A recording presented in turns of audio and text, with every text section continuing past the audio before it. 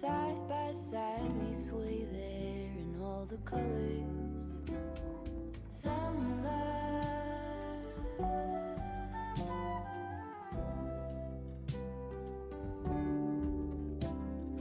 lonesome love, folded on the lawn chair in all the colors.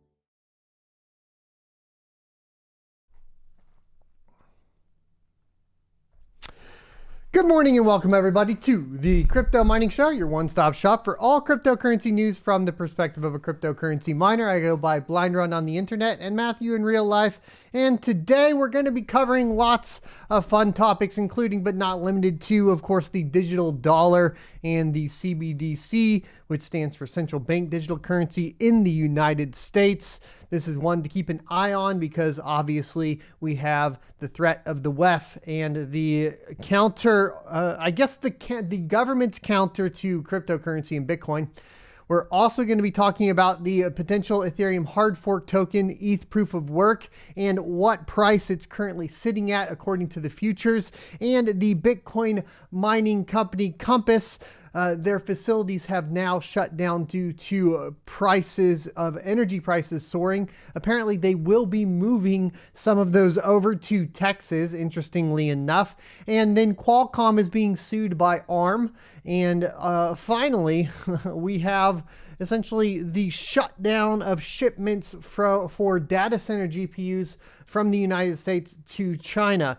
And this is getting really, really interesting. We also have a couple other quick new announcements from both Kaspa and Ergo that we will cover. And all of that is coming plus more in mining profitability for the day right after a word from today's sponsor. Today's sponsor is Crypto.com. Crypto.com is my go-to centralized exchange for liquidating my crypto assets. With their Crypto.com Visa debit card, I can load up my mined Ethereum to pay for power and other operating costs. In addition to the Visa debit card, there are additional fiat options, including wire transfers, to easily receive your profits. Crypto.com also offers additional services, including trading and even staking, to earn additional revenue on your investments.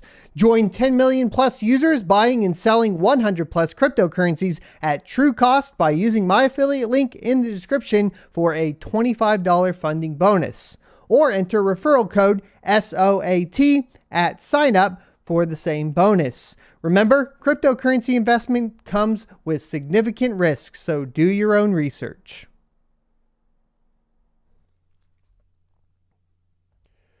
And welcome back, everybody. So first things first, we do have a new announcement from Kaspa. Pretty interesting one here. It's basically not really a partnership, but sort of cooperation between Kaspa and Flux.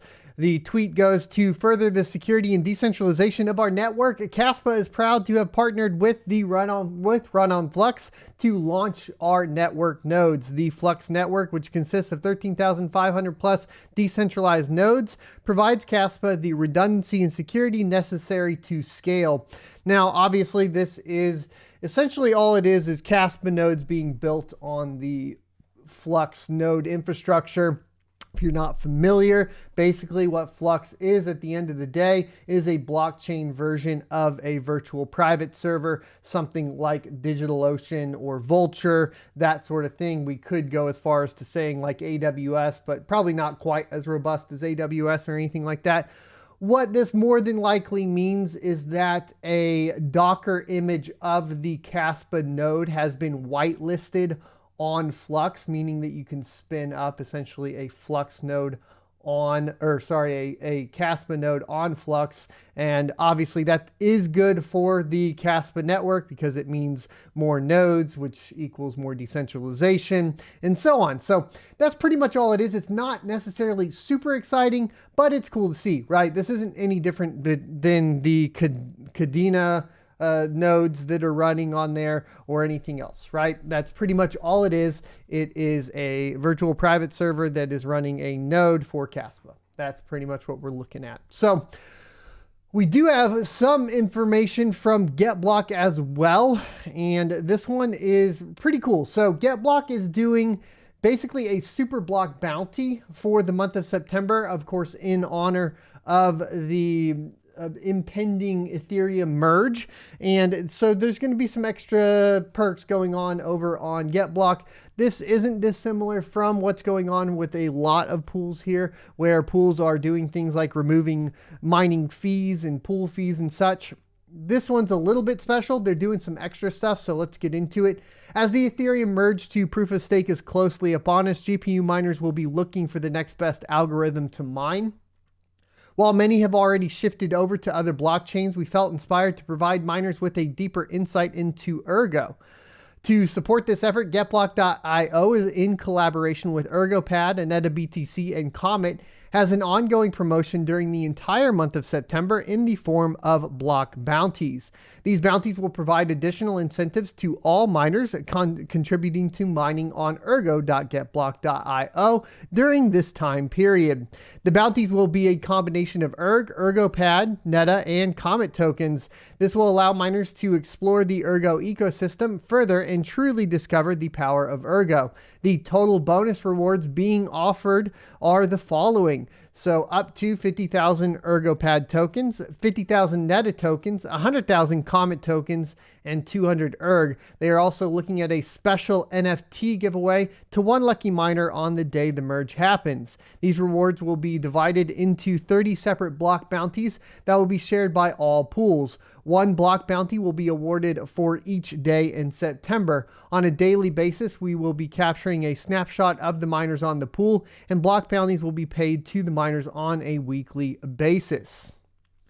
So, in addition to that, they are also offering fee-free mining on the ERG mining pool that doesn't include their subpools. So if you're doing like the AnetaBTC subpool or the ErgoPad subpool, that won't be included, but you can have basically 0% fees plus these block bounties that will be essentially available to you for the month of September on getblock.io. Pretty cool that they're doing this, just adding some additional rewards for miners and so on, which is why I decided to wear my GetBlock shirt today and shill it a little bit. Now, of course, I don't take coin sponsorships or mining pool sponsorships, but I thought it was pretty cool that they were doing this, so I wanted to share it with you guys, and they had sent me a shirt, so I was like, well, you know, we'll wear the shirt. Seems like a good idea.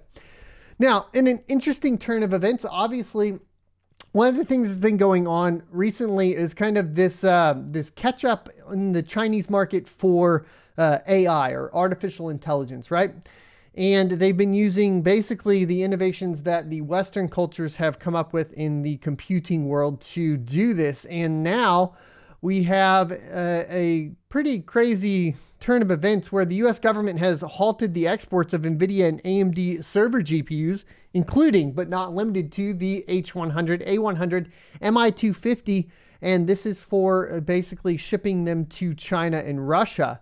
This morning, the Shanghai Macro on Twitter showed a document that showed that the US was suspending all GPU shipments from Nvidia and AMD, such as the A100 and H100 to China and Russia. It was considered a rumor then, but Reuters confirmed that the US government had created a new license requirement for those affected integrated circuits a few hours ago. U.S. government halts exports of AMD and Nvidia graphics cards and more to China and Russia in the newest license agreement. The tweet below from the Shanghai Macro Strategist on Twitter shows a document that mentions Nvidia's H100 and A100 data center GPUs. The document was machine translated for those unable to understand the document, which is posted below. AMD informed that it has received an urgent notice from the headquarters. Suspend the shipment of all data center GPU cards, MI100 and MI200 in China. Count the shipments of MI100 in China. Count the list of customers who have shipped the MI200 in China goods. AMD analysis may be that the US government wants to restrict the sales of high-performance GPU cards in China, especially the double-precision high-performance cards for Chinese high-powered computing. NVIDIA's latest information this afternoon. NVIDIA China has received a request from the headquarters. Suspend the shipment of data centers GPU cards A100 and H100 to all customers and agents in China, and other GPU cards will not be affected. The existing stock of A100 GPU cards of each server OEM can continue to be delivered to their respective industry customers, and NVIDIA China has not issued any OEMs at present. Nvidia headquarters is still analyzing the policy requirements of the U.S. government and is expected that it will take 2 to 3 days to communicate with the customers and partners in China. A few hours ago, Twitter account Stock Talk Weekly confirmed via Reuters that the U.S. government has issued a license requirement to halt future exports of A100 and H11 integrated circuits to both China and Russia. The affected products for Nvidia cover the company's Tensor Core GPUs, and that power data centers with artificial intelligence and high-performance computing. Affected areas of computing would be cloud computing, data centers, and those areas where AI is necessary, including scientific and technological advancements. Nvidia received the notification on August 26th from the U.S. government. The Nvidia stock dropped as much as 5% in the late trading, equaling around $400 million in sales for the company and 6.8% of revenue in the third fiscal quarter. AMD has also received new license requirements that will stop it from selling the MI250 GPUs, but the company can still continue shipments of its older MI100 GPUs. The AMD Instinct MI100 chips are also used in research computing as a learning accelerator. The upcoming Frontier supercomputer is powered by AMD's MI200 and EPYC chips. Before today's ruling, China has worked towards creating alternatives to various technology and advancements that the country has depended on from the two companies. This move from the country would make them self-reliant and less dependent on the United States for components. At the same time, companies in the U.S. have felt scrutiny from the government in each company's dealings with China, as the government sees the country as a growing security risk, as they should. This is actually pretty interesting in general. Definitely not something I expected to necessarily take place here. Now, obviously, this only affects the data center GPUs, the higher end ones for high-powered computing and AI and that sort of thing. We'll have to see why exactly this is all taking place. Obviously, sanctions, that sort of stuff is taking place more and more frequently as it pertains to China and Russia. More towards Russia. It's kind of interesting that China's getting looped into this one in particular right now. I don't know exactly the reasoning behind this from the government right now, right? I would assume it's because obviously with technology, you want to be ahead in the technology sphere. You want to be competitive, and that would be one of the reasons. It also is kind of interesting because the fact of the matter is most of this manufacturing is being done by China anyways. So when we're talking about, the availability of the technology to China, well, they can just reverse engineer it because they're manufacturing it in the first place most of the time. That's why they started their own GPU companies and so on here recently. So maybe this is kind of too little too late if we're talking about kind of a technological war between, Western countries and China and Russia, essentially. It feels too little too late. I'd like to hear your thoughts and opinions on that in the comment section and the live chat. And then let's get into more technology news. Everything's kind of blowing up today. Qualcomm gets sued by ARM.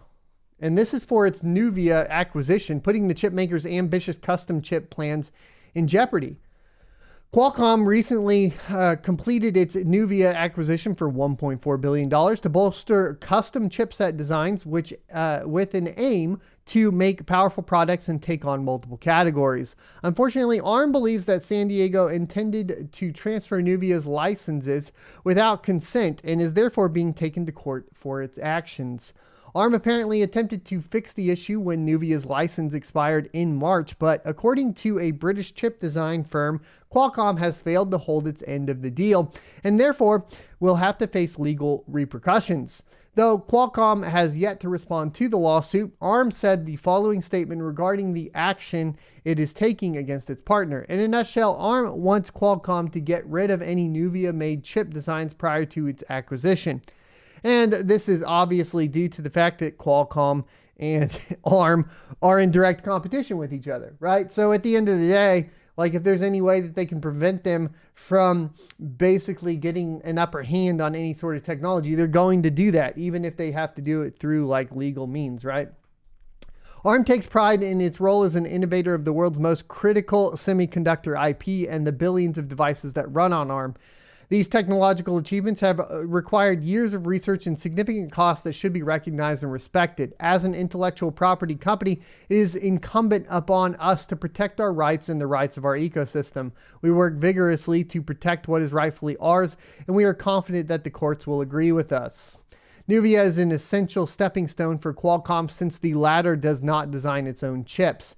Instead, it licenses designs from ARM. With the acquisition, Qualcomm would be able to develop custom ARM chips like Apple, and in doing so, we could see significantly improved products down the road for the portable computer market, a worthy M1 competitor, essentially.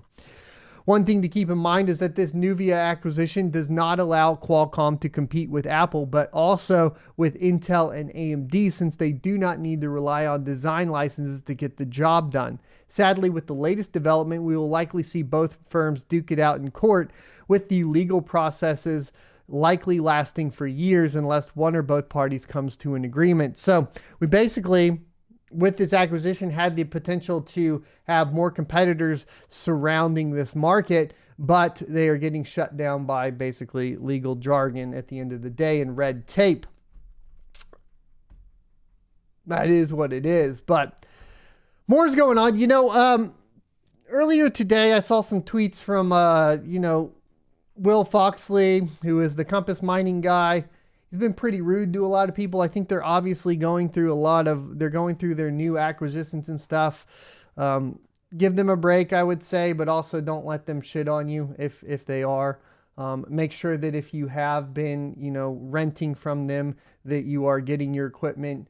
Obviously, that's been a big issue, and it looks like it's going to continue because the Bitcoin mining middleman Compass Georgia facilities are going to be closing now, which means even more customers of Compass Mining are going to have their mining rigs displaced, essentially. Now, apparently they will be moving these to Texas, but let's see what's going down. 2 Georgia facilities used by Compass Mining, a middleman that allows retail investors to participate in Bitcoin production, are closing as power costs in the U.S. states soar.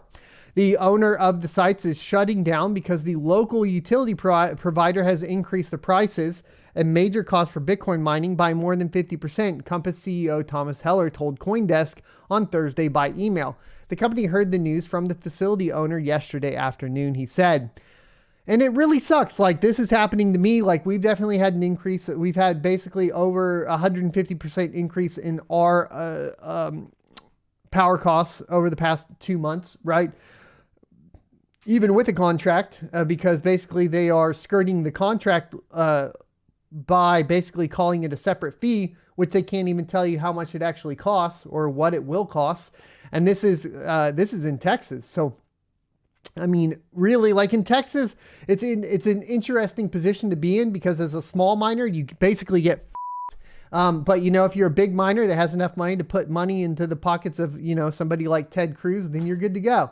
Look, I like that Ted Cruz is supporting Bitcoin and cryptocurrency, but I do get frustrated that it's always like the little guy gets screwed and the big companies get paid out $9 million, but really that $9 million is coming from me paying 150% more in energy fees.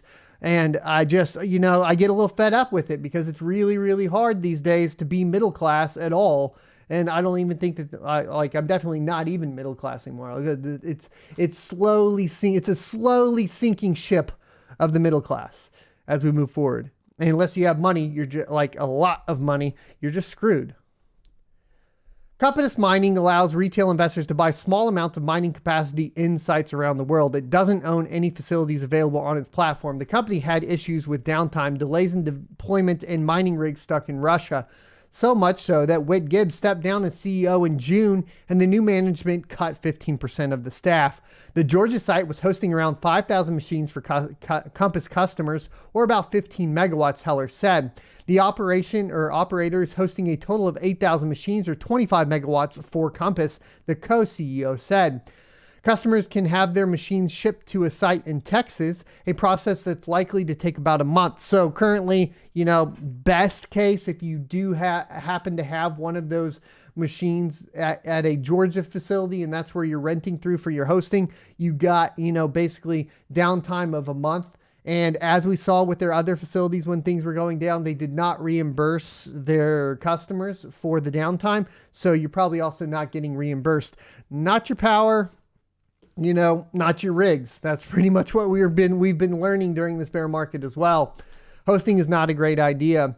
Customers can have their machines shipped to a site in Texas. Yep, we got there. The Texas facility has experienced troubles of its own. Its connection to the electricity grid was delayed, so had to run on generators for a while. Those, however, weren't operating all the time because of the heat and other reasons, Heller said, leading to downtime for the mining rigs. In July, Compass offered to move the Texas machines to Georgia because of the site's low uptime.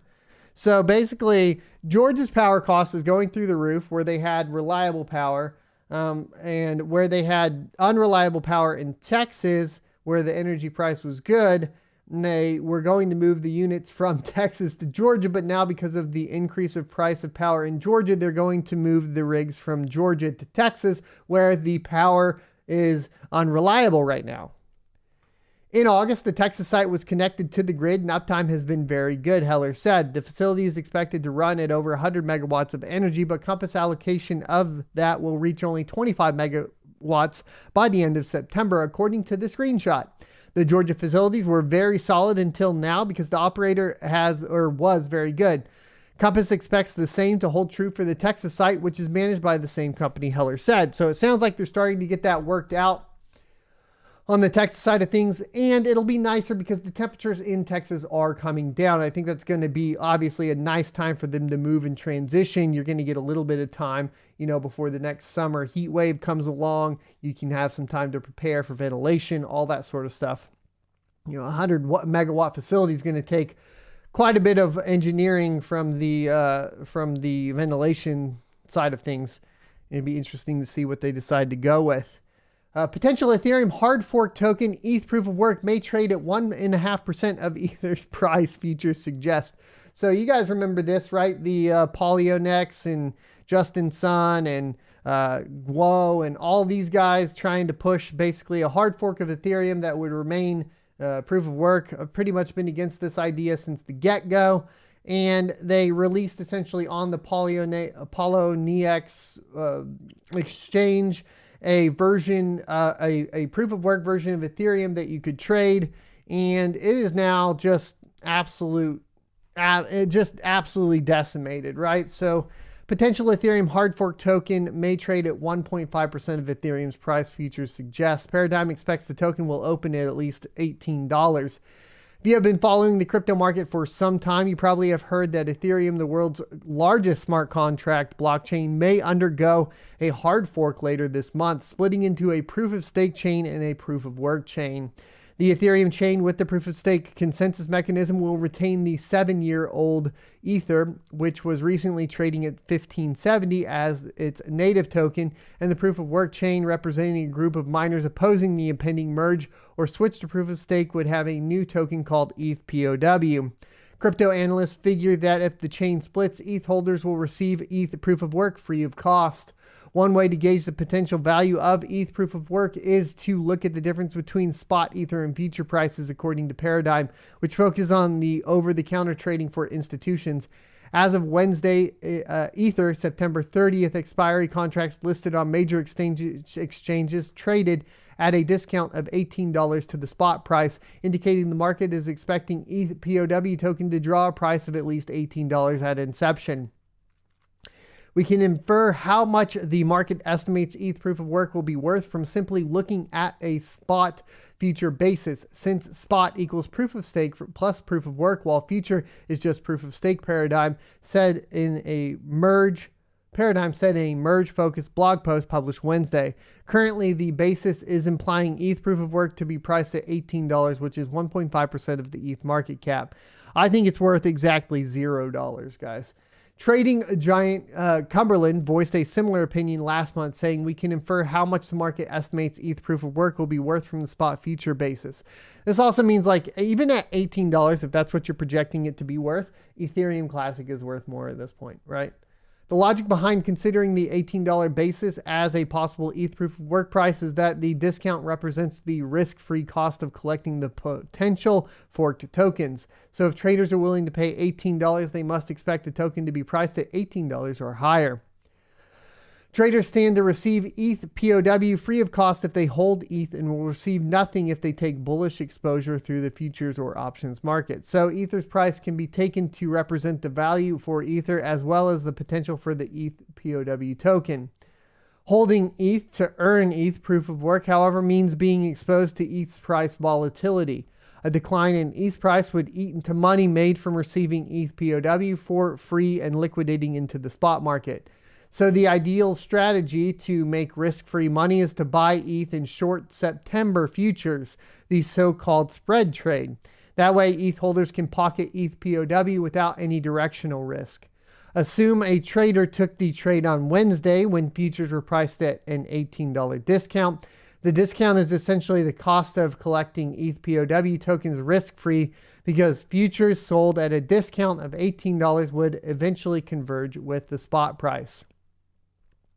The futures premium discount narrows as expiry nears and eventually converges on the spot price on the day of settlement.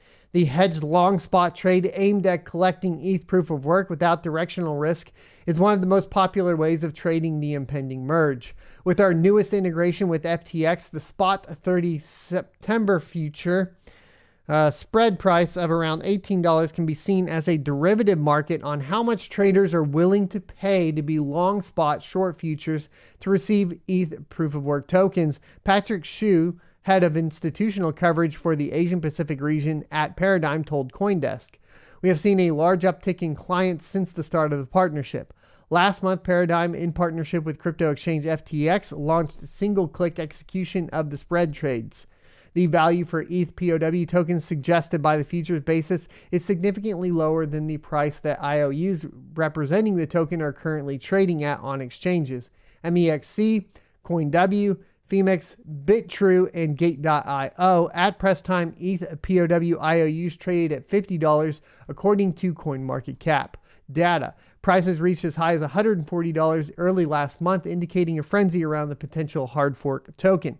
So at the end of the day, not financial advice, but you probably wouldn't want to go into spot purchasing ETH POW, proof of work IOUs, unless they were under $18. That's how I'm reading it. So let me know what you guys think. I still think it's worth $0 at the end of the day, and I wouldn't touch it with a 10-foot pole, but not financial advice, and that's just me. It sounds like you definitely don't want to touch it unless it's at least under $18. Digital Dollar Project plans to explore CBDC technical solutions with new sandbox. Look, guys, I'm pro crypto. I'm anti CBDC. A lot of this stuff is getting really interesting. It's starting to drag in the digital assets and Ripple stuff. It's really interesting. It's interesting and scary at the same time. It's also inevitable to a certain extent. So I guess we just prepare for the future. But Digital Dollar Project plans to explore CBDC technical solutions with the new sandbox. The nonprofit organization advocating for U.S. central bank digital currency plans to work with crypto platforms like Digital Asset and Ripple to explore technical and policy aspects of a digital dollar. The Digital Dollar Project, DDP, a nonprofit organization advocating for a U.S. central bank digital currency, is starting a technical sandbox to explore technological business and policy solutions for a digital dollar, according to a Wednesday press release. The program, which will kick off this October, plans to bring the private and public sectors together to evaluate CBDC infrastructure solutions, the release said. Initial participants in the sandbox include California-based firm Ripple, Digital Asset, MTech, and Nox Networks. Of course, Ripple is included. Never been for Ripple, and it is obviously blatantly clear that this is kind of right up their alley from the get-go. They're here to integrate these third parties that we wanted to push out of the financial system back into the crypto financial system. They want to essentially take everybody that's failed us from the very get-go, the Federal Reserve and the banks, and they want to integrate it into crypto. That is what Ripple wants to do at the end of the day, and I'm wholeheartedly opposed to that. DDP started working with Depository Trust and Clearing Corporation, DTCC, one of the nation's largest financial service providers, on a CBDC pilot called Project Lithium in April. In 2021, DDP announced it would be launching 5 pilot projects to test the digital dollar this year. The U.S. is still in the early stages of considering a digital dollar. Out of the 105 countries currently exploring a CBDC, 50 are serious about it and are putting it in development, pilot for launch phases, but the U.S. is still in the research phase. John Lipsky, senior director at the Atlantic Council's Geoeconomic Center, told CoinDesk TV in July. In June, Federal Reserve Chairman Jerome Powell said the U.S. really needs to explore a CBDC. Earlier this year, the Office of Financial Research, an arm of the U.S. Treasury Department that explores risks to the financial system, said that a digital dollar could help stabilize the financial system. And CoinDesk has reached out to Ripple Digital Asset and other participants for comment. Now, obviously, Jerome Powell has no idea what's going on because, frankly, he's even said in the past, we had now realized we don't understand how inflation works. Well, if you keep changing the definition, Mr. Powell, it will be difficult to understand how it works. This is basically, at the end of the day, if you keep changing the definitions to financial, to obvious financial terms, you're going to have difficulty determining what they mean because you're changing the definition. That's it, right? And if you want to move into, we're going to solve that with the CBDC to stabilize the financial system. Yeah, that's going to be able to stabilize it from the perspective of being able to print as much money as you want out of thin air a lot more easily than with the current system. That means you stabilize it for the top 1%, but you basically destroy anything as far as for the middle class and below. That's pretty much what happens. I mean, I guess at the very low end, it makes it a little bit easier for people to maybe obtain their food stamps type stuff, etc. And you have more control over what they're allowed to spend their money on and so on. Which I guess is really, at the end of the day, a CBDC is just, it's all the government's money and you're allowed to use it for things that they decide you're allowed to use it for, right? That's what it'll turn into at the end of the day. Let's get into mining profitability for the day after a word from today's sponsor. Today's sponsor is Crypto.com. Crypto.com is my go-to centralized exchange for liquidating my crypto assets. With their Crypto.com Visa debit card, I can load up my mined Ethereum to pay for power and other operating costs. In addition to the Visa debit card, there are additional fiat options, including wire transfers, to easily receive your profits. Crypto.com also offers additional services, including trading and even staking, to earn additional revenue on your investments. Join 10 million plus users buying and selling 100 plus cryptocurrencies at true cost by using my affiliate link in the description for a $25 funding bonus. Or enter referral code SOAT at sign up for the same bonus. Remember, cryptocurrency investment comes with significant risks, so do your own research. Kind of ended up with a short show from the news perspective today. I know that we kind of blew through a lot of the topics. I covered a lot more over on my Twitch channel as well, over at twitch.tv/blindrun yesterday, so you can check that out if you like. And we already have the clip from that posted for the Michael Saylor suit if you want to check that out over on my Blind Run channel. Mining profitability was surprisingly good yesterday, and I'm not exactly sure why. Maybe you guys can let me know. But what we ended up with was basically $155 for 4.5 gigahash a second. Now, for the expected earnings for the next 24 hours, we are only at $101 at 0.06 ETH. So I'm not really sure where this almost 0.1 ETH came from in 24 hours. It really doesn't make a ton of sense to me. So, at the end of the day, I'm kind of looking at this like, well, I mean, we'll take it, but why did it happen? Not too clear. Now we're about to check, of course, what kind of the average is in what to mine and what that was going on there. But it does look like we had a little bit of a boost yesterday in profitability, about a 50% increase.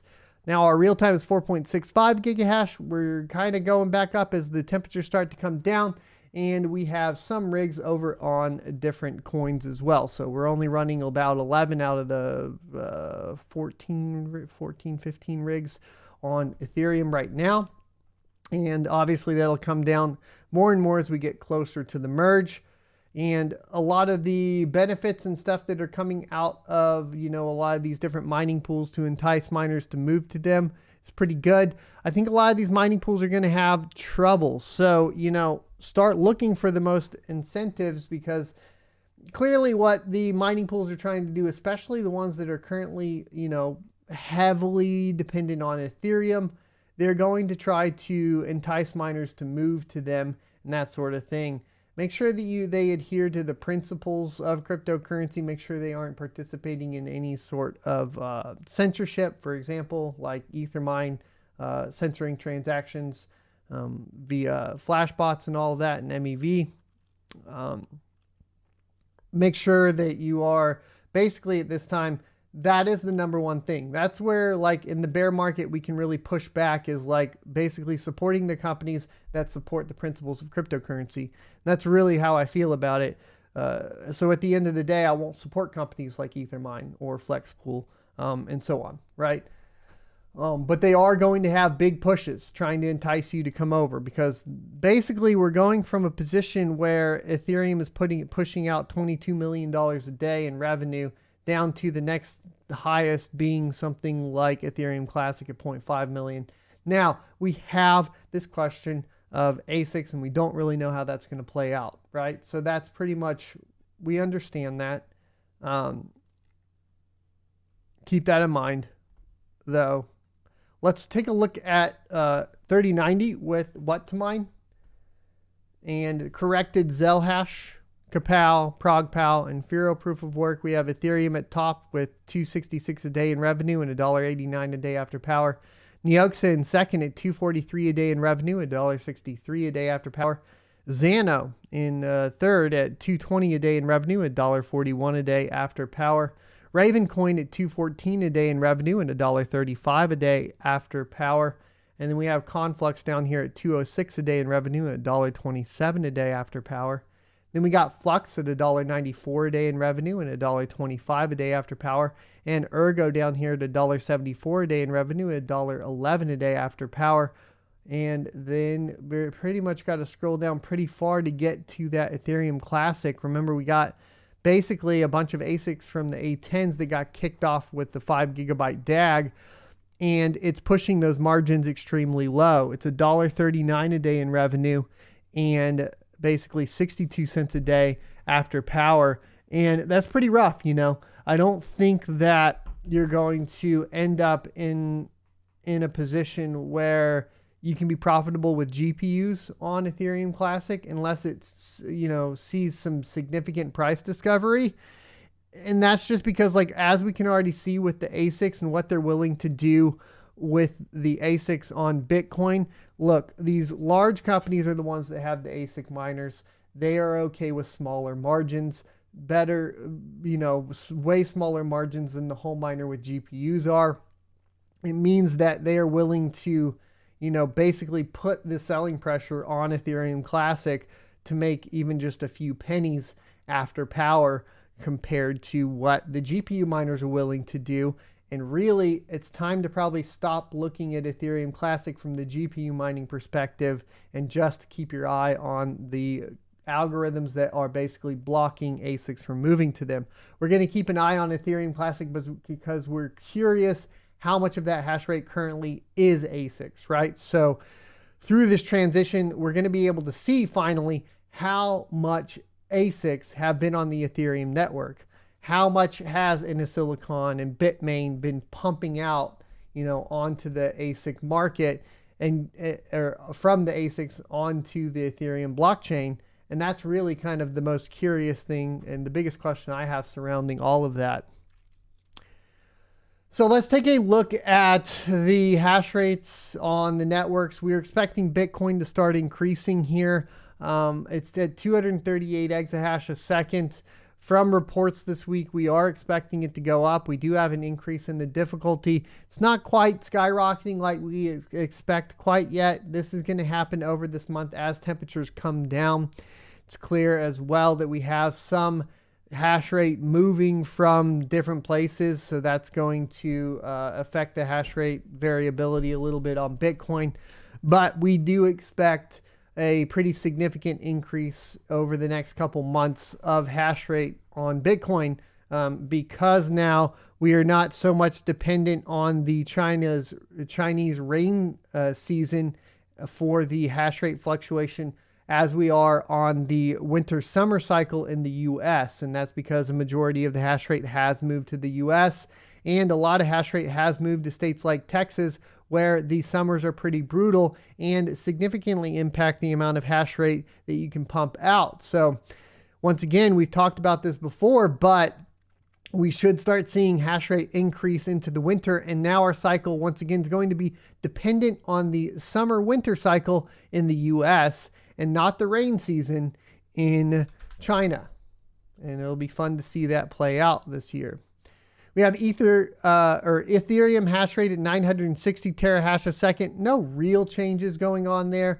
And we have Ethereum Classic still sitting right around that 47 terahash a second. It looks like that's pretty much where it's going to settle out at with the A10s that have moved over to it for now. We'll have to wait and see, of course, what happens when the merge comes. But, you know, this is kind of the big boy that we're looking at, hopefully seeing some sort of price discovery.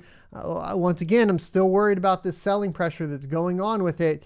We're going to have to keep an eye on it. F2 pool really finding a lot of blocks here too.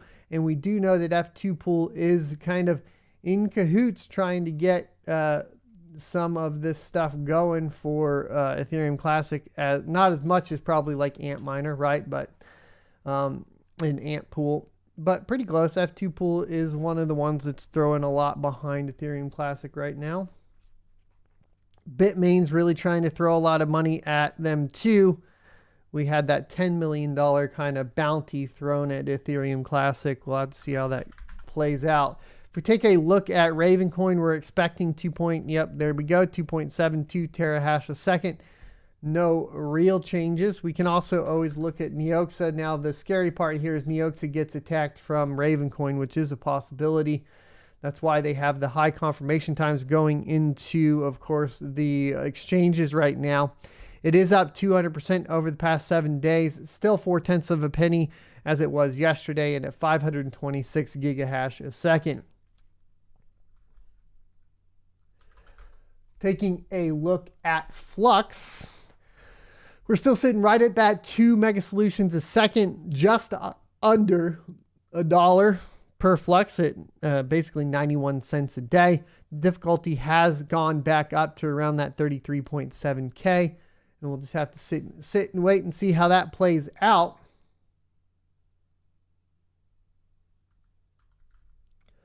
Let's take a look at Ergo. Ergo is at 16 terahash a second. Still sitting right above $3 at $3.17. And the difficulty is kind of back on the rise for Erg right now. And then finally, we'll look at Caspa since they are having these node upgrades, see what's going on. It's still at 0.2 of a penny pretty much, and still around 65 terahash a second. So there you go.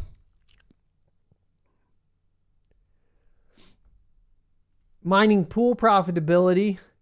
Last 90 days, Crazy Pool in first, ZET in second, 2 miners in third. Last 60 days, CET in first, Crazy Pool in second, Ether Mine in third. Last 30 days, Crazy Pool in first, Ether Mine in second, 2 miners in third. Last 20 days, Crazy Pool in first, Ether Mine in second, 2 miners in third. Last 14 days, Crazy Pool in first, Ether Mine or Flex Pool in second, ZET in third. Last 7 days, ZET in first, Crazy Pool in second, Mining Pool Hub in third. Last 3 days, Crazy Pool in first, Mining Pool Hub in second, ZET in third. For the last day, ZET in first, Mining Pool Hub in second, and Ether Mine in third. I'm kind of curious at the 4,500 what these are showing for the past day.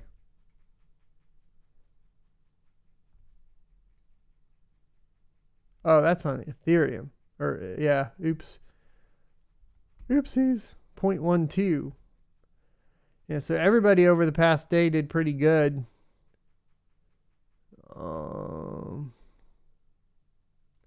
But it's not reporting completely accurately. Because on Hivon we did 0.1 ETH, and it's only showing that we would do 0.06. So the calculator's not working right now on mining pool profits.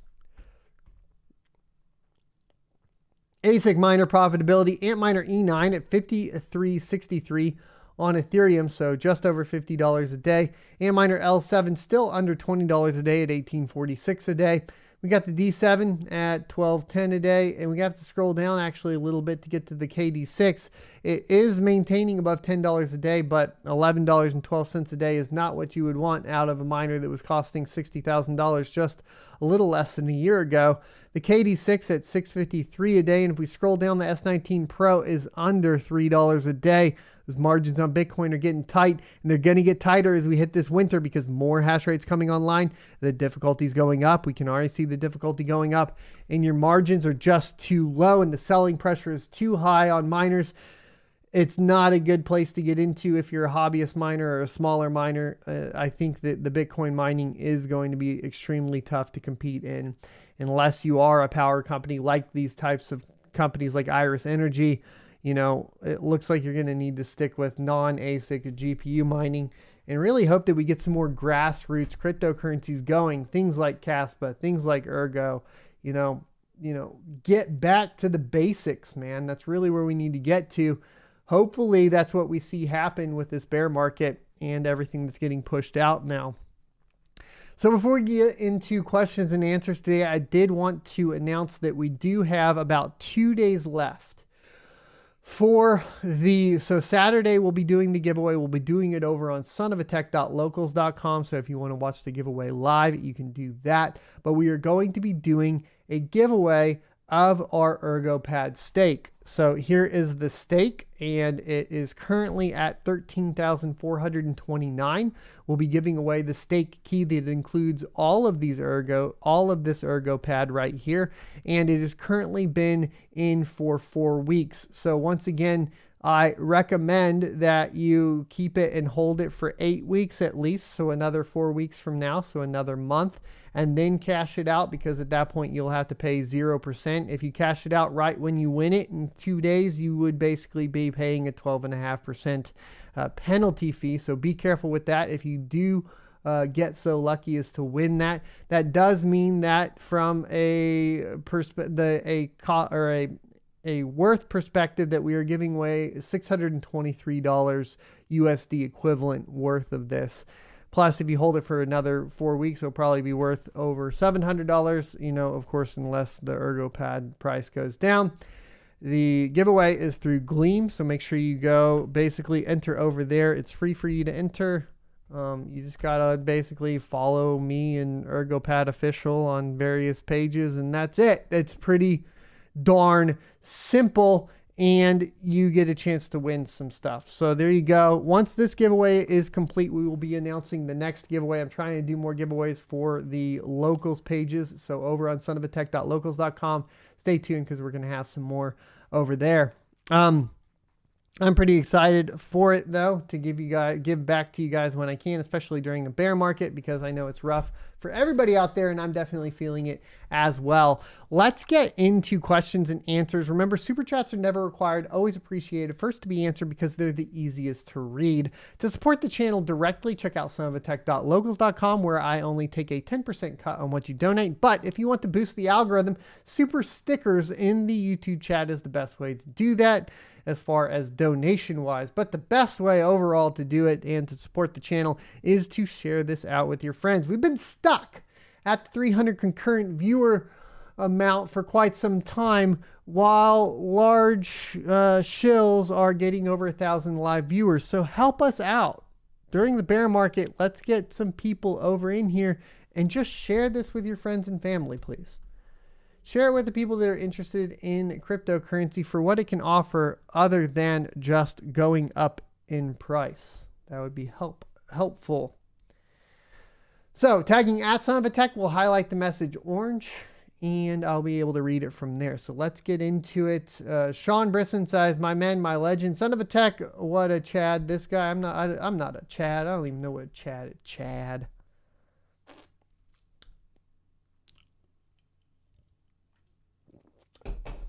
All right.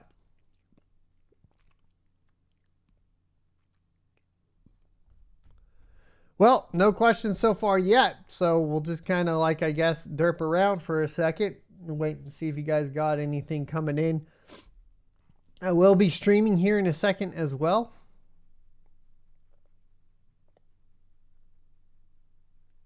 Over on Twitch as well today.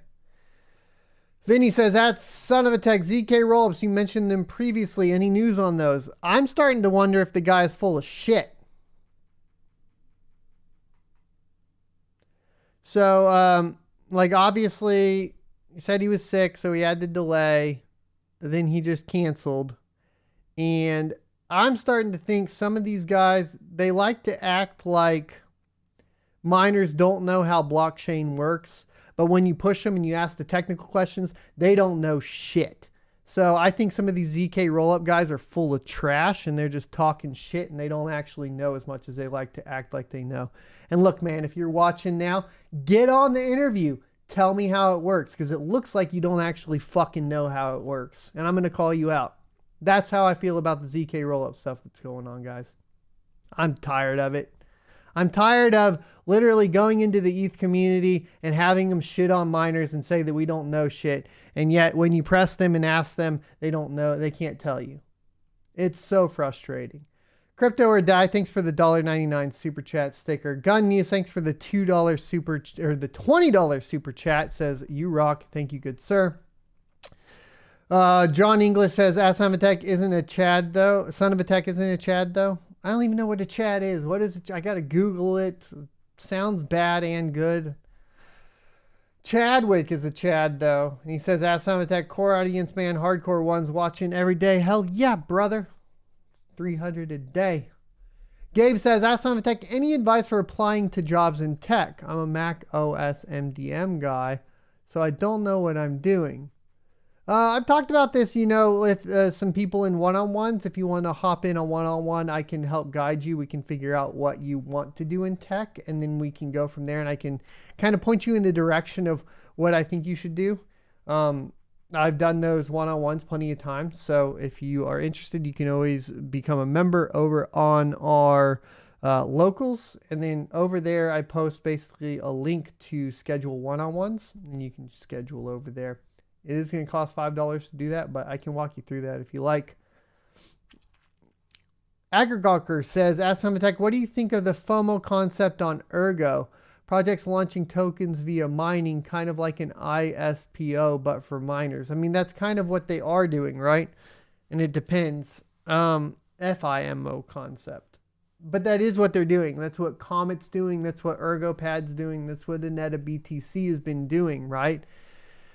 And I think it's good. I think it's better than I think it's getting miners to participate within DeFi. I will give some people this from the perspective of the miners. There are a lot of miners that don't pay attention to what's going on. I think there's a lot of us that do, that were in early on DeFi before, that were in on NFTs that are paying attention, but there are a lot that aren't. And one of the things that's nice about Ergo is it's forcing miners to pay attention to the actual tech behind cryptocurrency and what it's trying to do. And I think that that's important. Retro Mike says, Son of a Tech, saw Flypool is removing Zcash pool at the end of the month. I know they had talks of going proof of stake. Is this still a thing? I haven't heard of Zcash going proof of stake. Patrick says, are you still expanding? I haven't been expanding all year. We haven't expanded anything since last October. We don't have the capital to do so.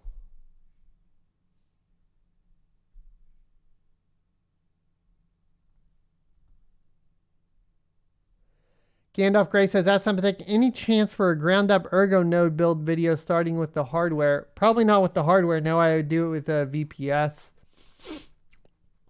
I would expect you to know how to install Ubuntu bare metal at a certain point. Diego says, ask Samatech, in the future, do you think it would be a good to add solar energy? Sure, if you can afford it. I mean, basically what's happening now is the middle class is getting completely priced out of being able to compete with anybody and anything. You know, there are some that like got themselves out of that. I think like Bits did a really good job. I think like a few people were able to get themselves out of the kind of lower middle class with GPU mining and such. But I am worried that it might be the end of that. We'll have to see what happens, obviously, with the merge and everything going on. But I don't think it's viable to start a mining business within Bitcoin mining and be competitive anymore. It doesn't feel like it is. Like, if you look at those margins, they're way too low. Like, you have to be a multi-million-dollar company to be able to afford those kind of margins.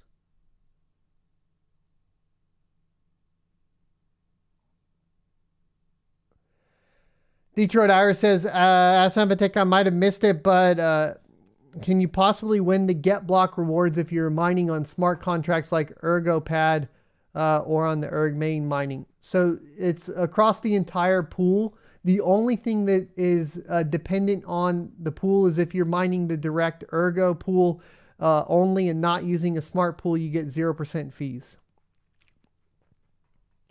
Xavier ETC says, Asamatech, the back of my Asus Dual 3060 Ti is extremely hot when I touch it. Yeah.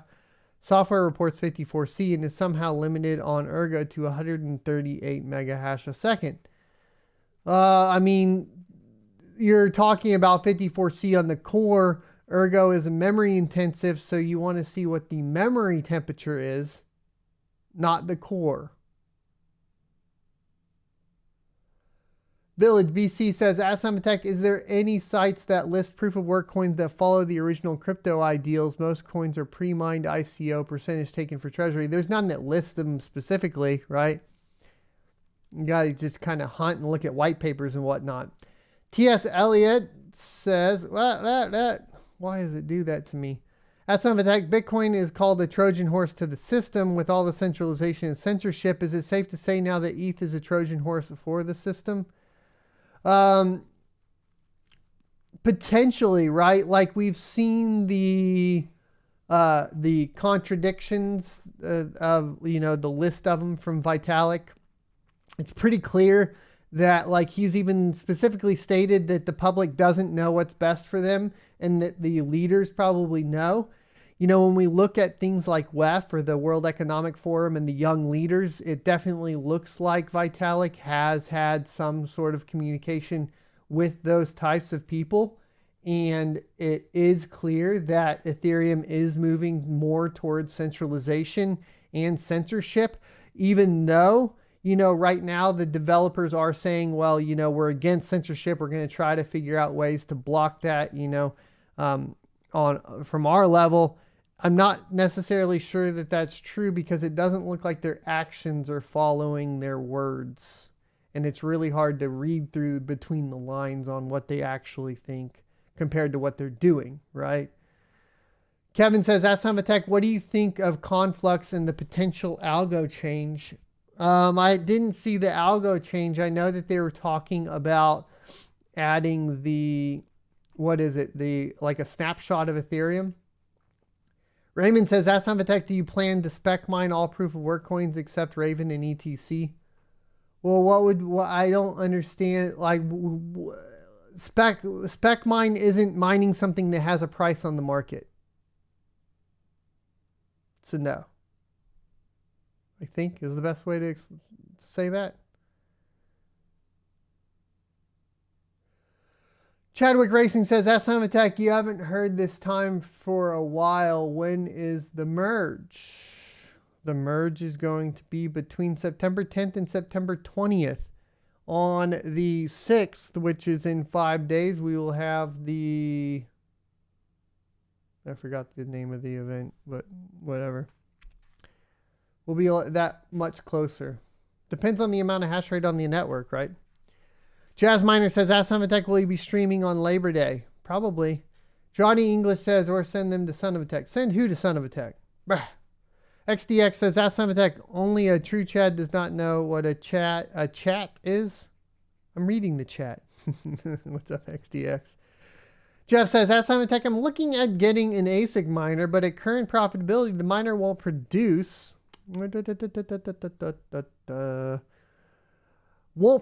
the same amount of coins in 3 years that I can purchase right now. Still good idea long term.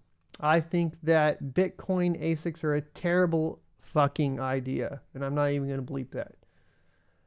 Obviously not financial advice. I just think like if you're buying like one-off Bitcoin ASIC miners, they're a terrible idea. If you want to mine Bitcoin, just buy a single USB one and throw it on CK Solo and hope that you randomly get a full block of Bitcoin. Black Cat Crypto says, Ask Simatech, what are your thoughts on Hero Miners Pool? They're doing the same thing as every other pool, offering different incentives for people to move over to them, but no real thoughts on them in general.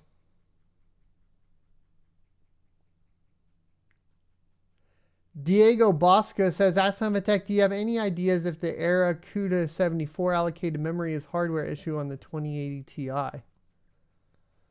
No. Maybe a driver error. I don't know though. Chadwick says, Ask Simatech, yes, Bitcoin ASIC mining is not available to home miners anymore. I have 4 ASIC paperweights I can't mine on. No way to pay for the power. You are correct. Bitcoin mining is priced out. Yeah, if you are middle class, just regular Joe trying to upstart, you don't want to try to start Bitcoin mining. It just seems like a bad idea. I mean, like, there's something to be said for, like, playing the lottery on the USB miners, right? Like the little Bitcoin miner. Like, if you just want to, like, try to play around and see if you get a block, you know, you could, for fun, buy one of these things, the little Gecko Science, and just let it run 24/7 and maybe you hit a block. That's kind of fun at least. But other than that, like, if you're at home, I don't think that it's really worth it. At least this won't cost you any money as far as like power costs.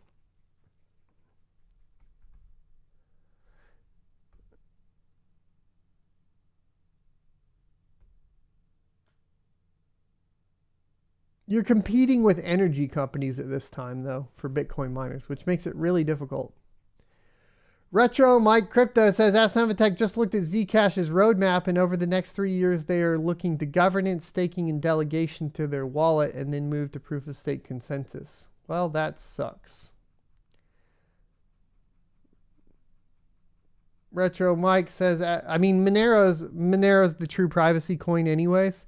So all the rest can bow to Monero.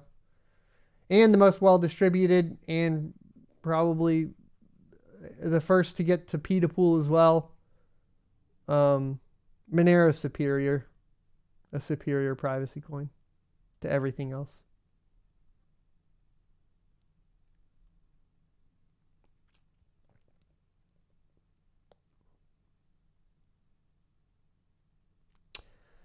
So 2 weeks from today, it's projected to hit the total terminal difficulty is what Retro Mike is saying, based on this morning's call.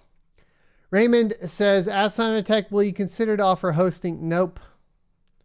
Kevin says, Ask Simatech, what do you think of Vitalik releasing a book on proof of stake? I think that's hilarious. Charles Hoskinson should have done it instead. Tanner says, Ask Simatech, what layer ones do you think Caspa is capable of outperforming? Well, from a transaction perspective, it's already can outperform pretty much everything from a throughput, right? So if we're talking just purely transactions per second, Caspa beats everything. Gunmu says, Ask Simatech, Brazil is going to wrap mined gold in real crypto to regulate world gold mining. I mean, that's already been tried to be done a lot, right? Pax Gold, all that sort of stuff. I wouldn't really worry about it. It's like, and it'll get sanctioned, just like the Petro, which was basically Petro was essentially a coin that was backed by a barrel of oil, and the U.S. sanctioned that and shut that down real quick. Dan Sand says, that's Untitled, worst case scenario. Let's say Ergo does not go up in price and is not profitable. Do we need percentage of people to spec mine it to keep it alive? But you're not spec mining it, you're mining it to keep it alive. But yeah, like it'll all depend on like if people decide to hold on to equipment just to attack networks, which I don't think will happen. But somebody's always going to be mining one of these projects. Eventually everything shakes out and it's profitable for someone, right? Pioneer Smokehouse channel says, Asamatech Pacific Northwest area here. Do you know anywhere to get ASIC S17 Pro boards worked on? You could maybe check with Coastal Crypto Mining. I think he's in chat too. Amigos PC, would you guys be interested in repairing S17 boards?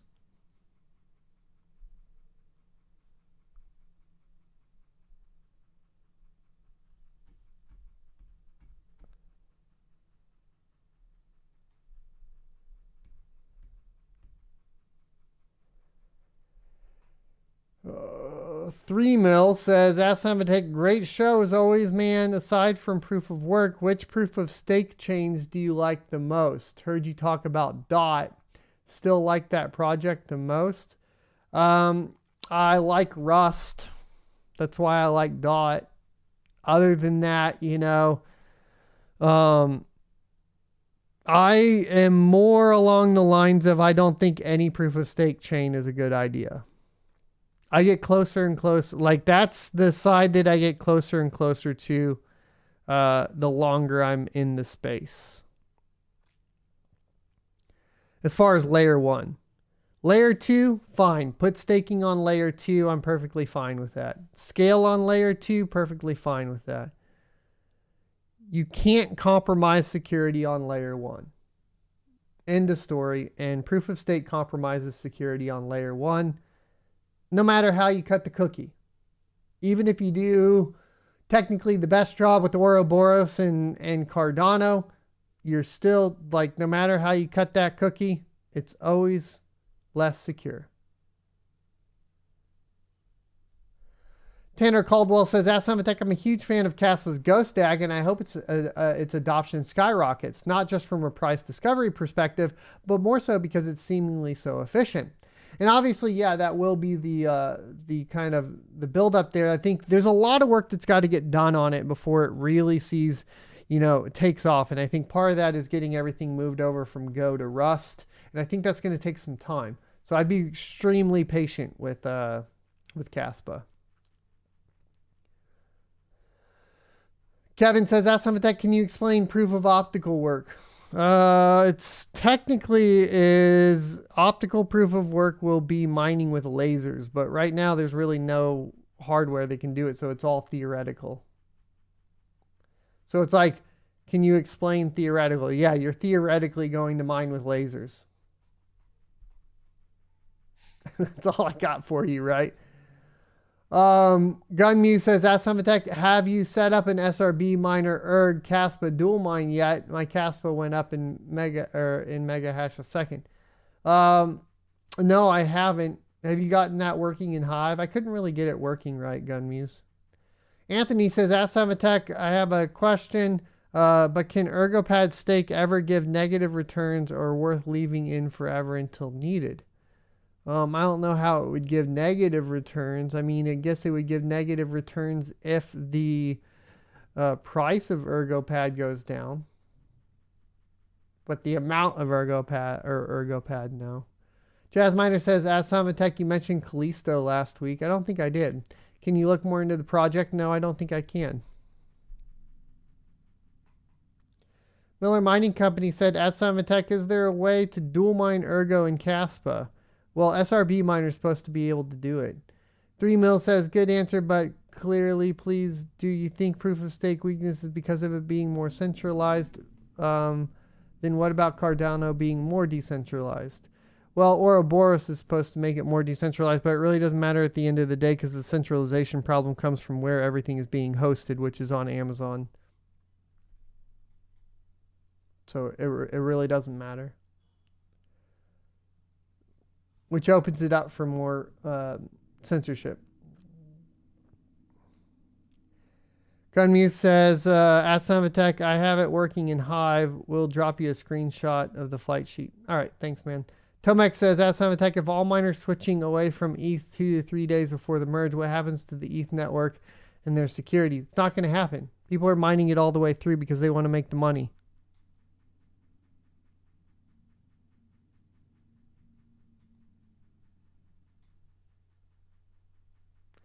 So I get short lately with a lot of the people that are trying to get me to pump different projects. You know, I get emails daily. I get chat messages daily. Everybody wants me to pump their coin or do whatever, you know, and it's kind of, it gets a little old after a while. We'll talk about what's relevant when it's relevant, and if it's relevant and it's your project and it comes up, then it comes up. You know what I mean? And then congratulations.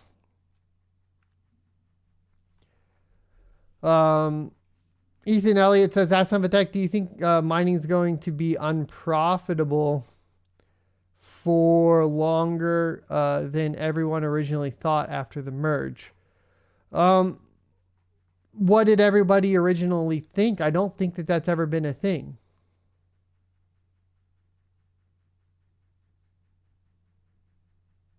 Like, there's never been an original thought on how long it'll be unprofitable for, to my knowledge. 3 Mil says, at Sunvatech, so the main concern is the centralization. Yeah, of the processing power. Gunmuse, thanks for the $2 super chat, says SRB multi for Erg and Caspa, and then he'll put the screenshot. Sweet. I think I read that one already, but then you super chatted it, so I'll take the super chat. Thanks. Village BC says, at Sunvatech, when are you releasing your own coin? Probably never, because I'm too tired to ever get to it. You know, we have it on GitHub. I've messed with it. Carson says, at Sunvatech needs to cover MetaMask and Flashbot protection. What does? Detroit, you're saying I need to cover MetaMask and Flashbot protection? What do you mean Flashbot protection? You mean protecting yourself from Flashbot with MetaMask? Detroit Iris says, at Sunvatech, heard of some new coin called SoakCoin. Can you do a deep dive? It's trash. It's just a fork of Komodo with Varus hash as the algorithm.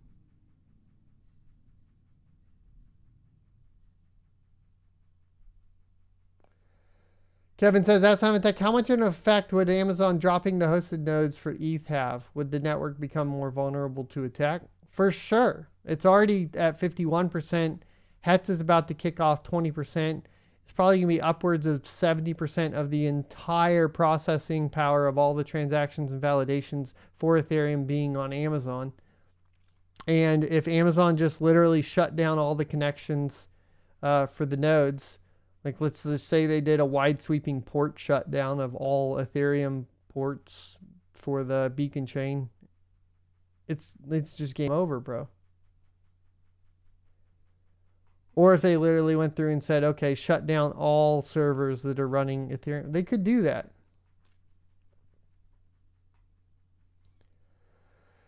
Ryan Casper says, at Sunvatech, are you holding or selling your ETH through the merge? Selling it. Leonardo says, at Sunvatech, what is your view on Veil coin? I saw that there is little attention on it, especially on Woolly Pool. I haven't looked at that in a long time. No opinion.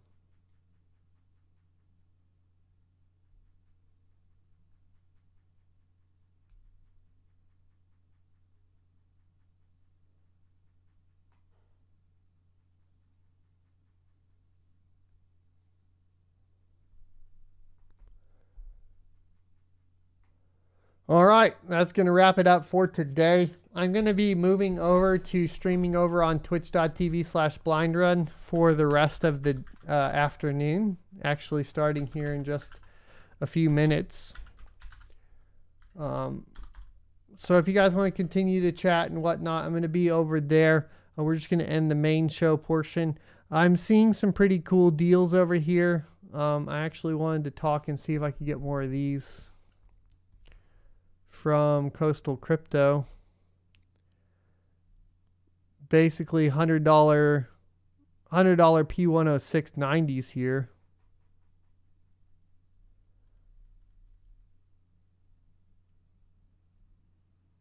I want some more of these. All right, we'll be live over on Twitch in a little while, probably about another 10 minutes or so. I'll take a bio break, that sort of thing. Thanks for hanging out today, guys, and I'll see you next Tuesday.